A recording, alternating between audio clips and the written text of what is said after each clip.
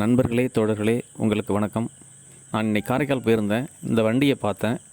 இந்த வண்டியை ஒரு பையன் ஓட்டிக்கிட்டு இருக்கான். அதிலிருந்து ஒரு 13 அல்லது 14 வயசு ஒரு பொண்ணு இருக்கும். கடைக்கடையாக போய் இறங்கி போய் பிச்சை கேட்குது. அதை பார்க்கும்போது மனசு எனக்கு ரொம்ப கஷ்டமாயிடுச்சு. இதையெல்லாம் இந்த அரசாங்கம் தடுத்து நிறுத்தணும். இப்படி ஏன் கடவுள் பேரை சொல்லிட்டு தெரு தெருவா பிச்சை எடுக்கிறீங்க? இது நல்லதா? இது தப்பு இல்லையா? இது என்ன, கடவுளை பிஸ்னஸ்க்கு பயன்படுத்துகிறாங்களா?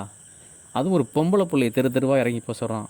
ஒருத்தன் கடையில் உள்ள அந்த பொம்பளை பிள்ளைய ஏற இறங்க பார்க்குறான். பாவமாக இருக்குது. இதெல்லாம் நம்ம வீட்டு பொம்பளை பிள்ளை அந்த விஷயமா? இதெல்லாம் நிச்சயமாக நீங்கள் பார்க்குறவங்க இப்படி செய்யாதீங்கன்னு சொல்லுங்கள்.